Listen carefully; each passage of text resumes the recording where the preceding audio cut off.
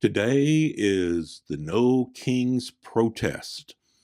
And as I am recording this on Saturday morning, March 28th, 2026, the protest is getting started in just a few hours. And the question will come, does it matter? We've had these protests before. Does it make any difference?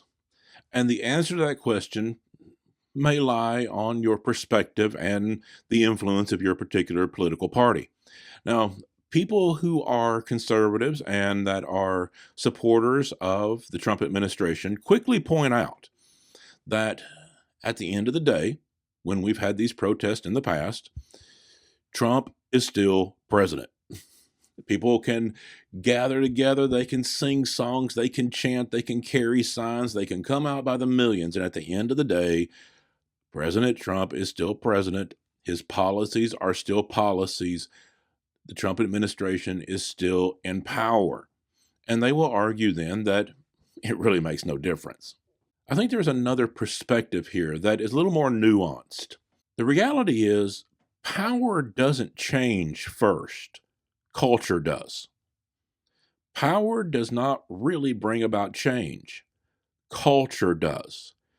And power is a reflection of the culture at the time. President Trump is president for the second time because we've had a very powerful movement in the American culture known as MAGA, Make America Great Again. And that movement has brought Trump into being president twice, and even when he was out of office, had a monumental voice in our culture. That movement has been so strong that Trump's voice has been the dominant voice for 10 years now. But cultures do change. And that is the question that will be the long-term question when we have events like No Kings protests. Will this be a cultural event? No one cultural event changes the culture instantly. But will it be a cultural event that contributes to the change of culture? And if so, a change in culture always brings about a change in power. Power is a reflection of the culture at the time. As culture changes, power changes.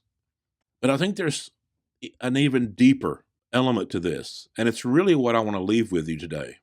When we talk about cultural change, that's not an abstract. Culture is not something that's just out there for us to observe. Culture is us, each one of us. And so if we become better, the culture becomes better.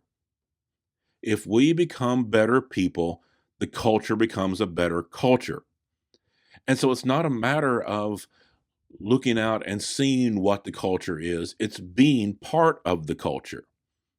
As we buy into ideas like compassion and decency and connection and love, we become better people.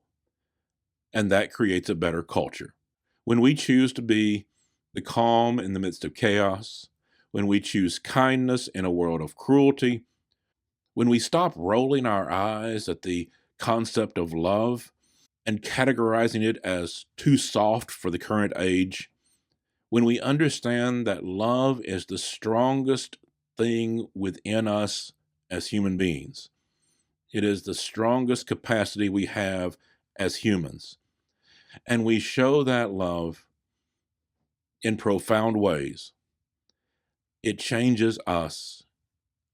And as we change, the culture changes. The culture is not an abstract. It is us. Power doesn't change first. Culture does. As we become better people, as we are inspired by one another to be better people, as we build collectively the energy to be better people, we build a better culture. And that will always bring about a change of power, because power is a reflection of our culture. So if we want a better government, we need a better culture. And if we want a better culture, each one of us has to be responsible for becoming better people. And that means compassion, decency, connection, and love. And that's today's insight.